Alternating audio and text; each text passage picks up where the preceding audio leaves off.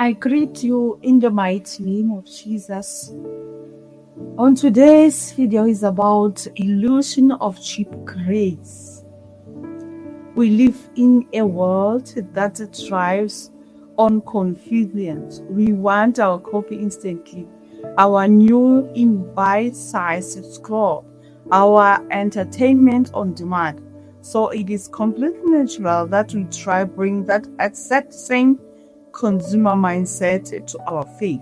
We want the blessings of God, the peace of God, the ultimate destination of heaven, but we rarely stop to consider the price tag attached to the lifestyle of following Jesus Christ.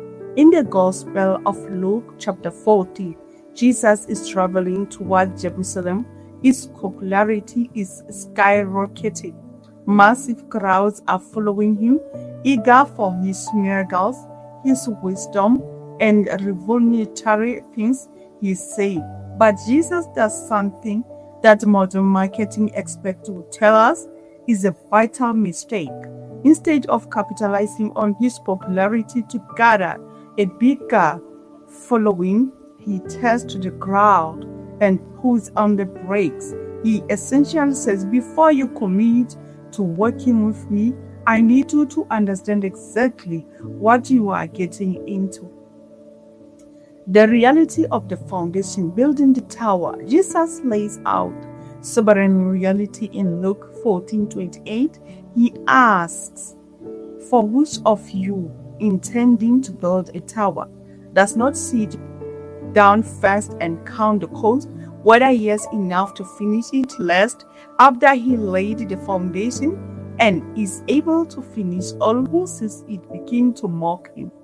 In Jesus' days, the tower was usually built by a vineyard owner of a watch over a crops and protect them from thieves. It was a vital, heavy, long-term construction project. If you didn't sit down and calculate the materials, the labor, and the time required, you would end up with a half-built pile of stones.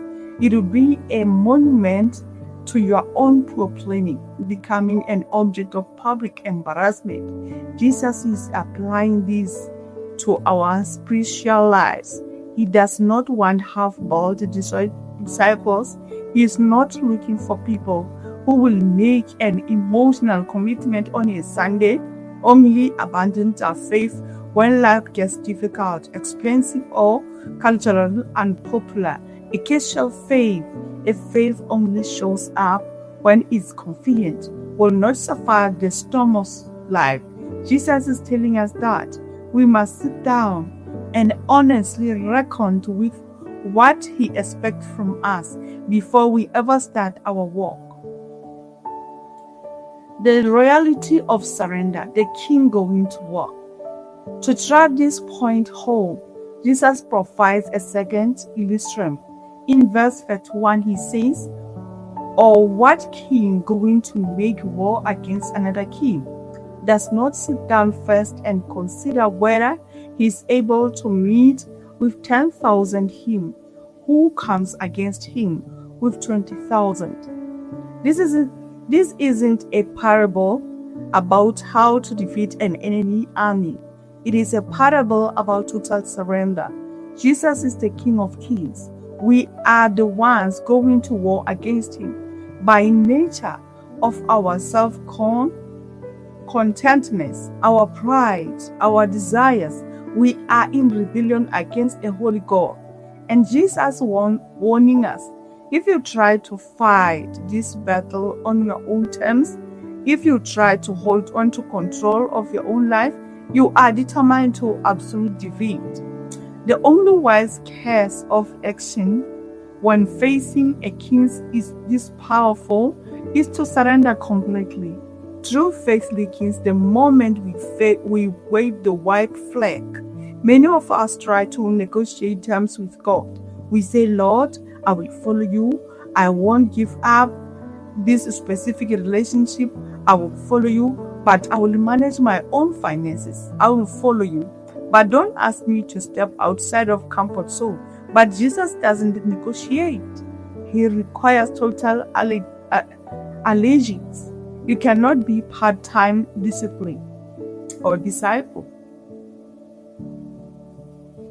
You are either under the king's total lordship or you are still fighting against him. This brings us to the most difficult, hard-piercing words of this entire passage in Luke 14:33. Jesus draws a hard line in the sand. So likewise, whoever of you does not forsake all that he has cannot be my disciple. Notice that Jesus doesn't say might not be my disciple. He says cannot be. This verse frequently makes us deeply uncomfortable. Does Jesus literally demand that we quit our jobs, sell our homes, and give away everything single pain we owe?